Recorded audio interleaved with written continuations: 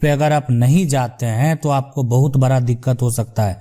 देखिए बहुत लोगों का आदत हो गया है कि यानी अगर तारीख होता है तो वो जाते ही नहीं है उस पे, वो या तो मान लेते हैं फोन कर देंगे कि हाँ वो नहीं आ पाएंगे, लेकिन या ठीक है कोर्ट के द्वारा उनको जो है अगर बुलावा भी आया फिर भी नहीं जाते हैं, उनको लगता है कि कुछ नहीं होने वाला है।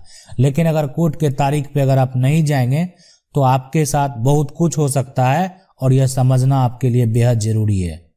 देखिए कोर्ट केस में जो तारीख है उसमें क्यों जाना जरूरी है इसके बारे में आज जो है हम जरूर आपको बताएंगे। और अगर आप कोर्ट केस में तारीख पर नहीं जाते हैं तो आपके साथ क्या होगा ये भी आपको जरूरी है जान लेना। देखिए केस जो होता है वो कोर्ट में, अगर आप कोर्ट की बात करें तो दो तरह का केस वहां पे आपको देखने को मिलेगा। एक होता है पहला क्रिमिनल केस और दूसरा जो होता है यानी क्रिमिनल और दूसरा हो गया सिविल। यानी आपको दो केस देखने को मिलेगा, एक तो यानी अपराध से संबंधित यानी क्रिमिनल केस हो गया, दूसरा जो है सिविल मामला जो होता है। लेकिन जो पहला है और दूसरा है, पहला जो क्रिमिनल केस है, अगर आप मान लेते हैं कि आपका कोई भी मामला में किसी से विवाद हो गया और विवाद होने के बाद आपके ऊपर एफआईआर करवा दिया तो आपके ऊपर तो एफआईआर दर्ज हो गया। अब ये मामला ठीक है प्रशासन पुलिस प्रशासन के पास ही एफआईआर करवाया गया, लेकिन पुलिस प्रशासन का काम क्या है उसको आगे कोर्ट में भेज देना। तो यानी मजिस्ट्रेट के पास जब वो गया तो यानी आप पर तो एफआईआर दर्ज हो गया, आप पर तो नोटिस हो गया। अब आपको है वहां पे कि आपको जाना, लेकिन आपको अगर नोटिस आ गया आपने उसको रिसीव कर लिया और आप नहीं गए, ठीक है आपका सुनवाई प्रक्रिया भी, आप एक दिन गए उस सुनवाई प्रक्रिया भी चालू है, दूसरी बार आपको बुलाया जा रहा आप नहीं जा रहे हैं। तो अगर ऐसा होता है उस केस में कोर्ट जो है आपको आपके खिलाफ एक तरह से जमानती और गैर जमानती दोनों, कोई एक, ऐसा नहीं है कि दोनों क्यों कर एक साथ करेगा, कोई एक वारंट जो है वो जारी हो सकता है और वारंट जारी होने के बाद जो है आपकी गिरफ्तारी हो सकती है और गिरफ्तार करके फिर आपको कोर्ट ले जाया जाएगा। तो इसीलिए इस बात का आपको ध्यान रखना है कि कोर्ट पे अगर आपका तारीख है तो आपको जाना चाहिए। कुछ ऐसे कंडीशन है जहां पे नहीं भी जाने की जरूरत है, वो भी आपको बताएंगे। लेकिन अगर आपके ऊपर एफआईआर दर्ज है तो आपको उस डेट पर जरूर वहां पे उपस्थित रहना चाहिए।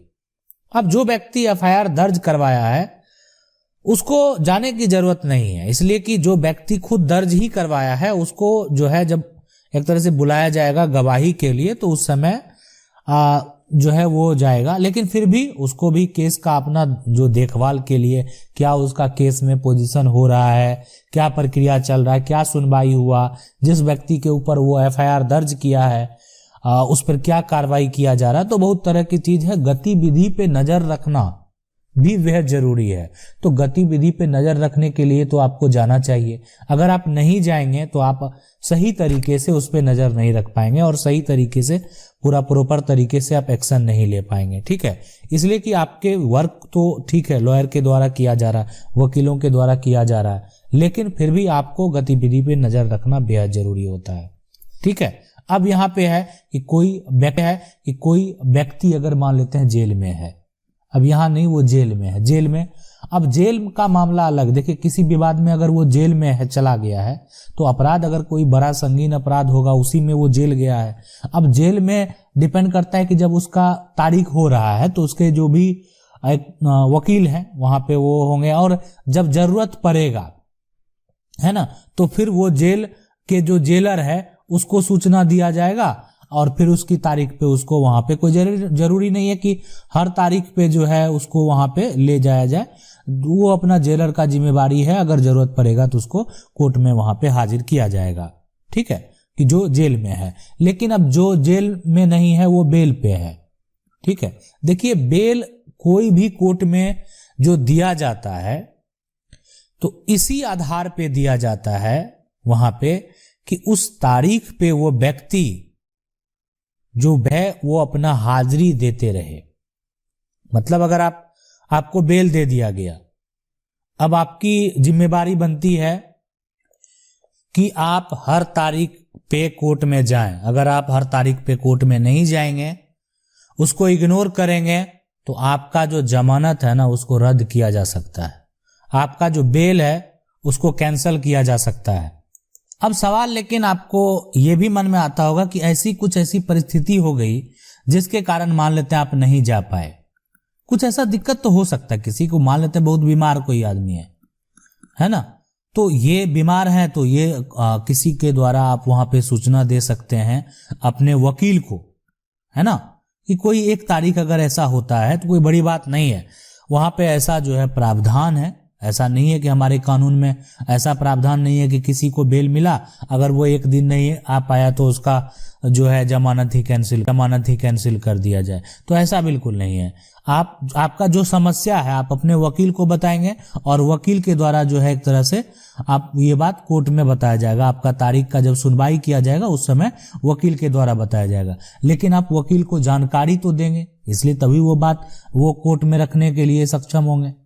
अगर आप जब बीमार हैं या आपका फैमिली परिवार में किसी का शादी ही है, आप उस डेट पे नहीं आ सकते हैं, कोई बड़ा आयोजन है, फंक्शन है, या कोई अन्य मुसीबत में आप हैं, उस केस में अगर आप नहीं जा सकते हैं तो ये सूचना आपको वहां पे देना होगा। अगर आप नहीं देते हैं, ठीक है, तो फिर वहां पे अगर आपके वकील उस तरह से अगर नहीं कुछ पेश कर पाए तो फिर दिक्कत हो सकती है।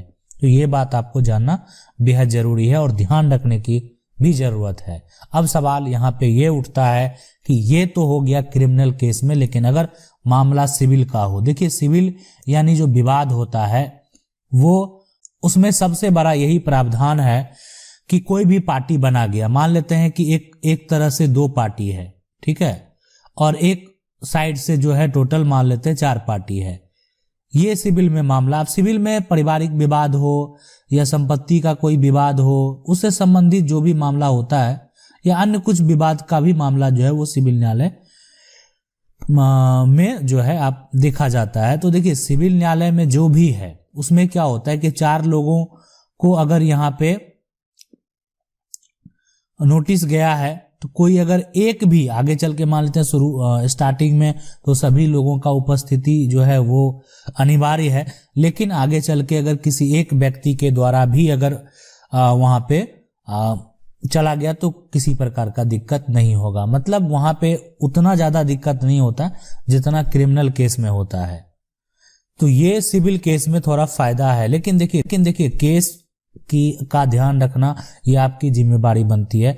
अगर आप ध्यान नहीं रखेंगे, आपको पता ही नहीं आपका जो विवाद है उसमें आज की तारीख में क्या हुआ, तो और दूसरा बात है कि आप मान लेते हैं कि आपके जो भी वकील हैं आप अपना उपस्थिति वहां पे दिखाएंगे तो आपका काम भी उस ढंग से अच्छे से होगा।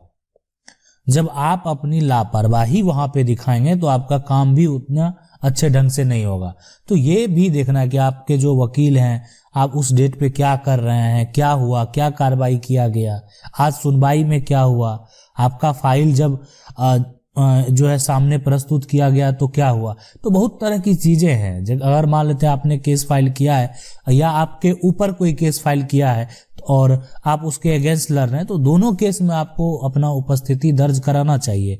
लेकिन एक सिविल में है कि देखिए सिविल में अगर जितना लोग वादी और प्रतिवादी है ना, ठीक है, मतलब एक केस करने वाला जिसके ऊपर केस किया गया है, तो दोनों में से अगर सभी नहीं जाता है किसी तीसरे को आप पार्टी बना सकते हैं, मतलब पावर दे सकते हैं। यहाँ पे ये भी होता है कि आप किसी और को पावर दे सकते हैं, वो अपना सारा कुछ वहां पे जो है करेगा। तो ये भी होता है कि मान लेते हैं किसी कंपनी पे केस हो गया और वो कंपनी का मालिक यहाँ पे नहीं रहता है, तो कंपनी के जो भी हैं वो उनके द्वारा जिसको पावर मिला हुआ रहता है वो उसका केस का देखभाल करते हैं। तो यहाँ सिविल मामले में ये भी होता है। लेकिन जब भी गवाही की बात हो, है ना, उस केस में आपको जो है जब बुलाया जाएगा तो आपको वहां पे उपस्थिति देना बेहद जरूरी है कि आपको जाना ही होगा। सीधी सी बात है, जब गवाही ही आपकी नहीं होगी तो फिर आगे का कोई प्रक्रिया कहाँ से होगा। तो ये होता है सिविल में। तो दोनों में कोर्ट की तारीख पे अब आपको खुद सोचना है कि जाना चाहिए या नहीं जाना चाहिए। देखिए मामला क्रिमिनल है तो सीधा जाना ही था, जाना ही चाहिए, है ना। लेकिन अगर मामला सिविल का है तो भी जाना चाहिए, बिल्कुल जाना चाहिए। अगर आप नहीं जाते हैं तो ये आपकी लापरवाही है और आप जितना उसको इग्नोर करेंगे, अगर आपके पास टाइम है तो आप प्रयास करें कि आप 100% उपस्थिति दें। अगर आपके पास टाइम की कमी है फिर भी आपका प्रयास होना चाहिए कि आप उपस्थिति किसी तरह से दर्ज कराने का, ठीक है। कुछ टाइम आप नहीं जा पाए लेकिन कुछ जो है यहाँ पे 70-80% आप अपना उपस्थिति जरूर दें। आशा करते हैं वीडियो अच्छा लगा होगा। वीडियो अच्छा लगा वीडियो को लाइक जरूर कर दें। चैनल को पहली बार देख रहे हैं सब्सक्राइब करके जो बेल आइकन है उसको जरूर दबा लें। मिलते हैं अगले वीडियो में, तब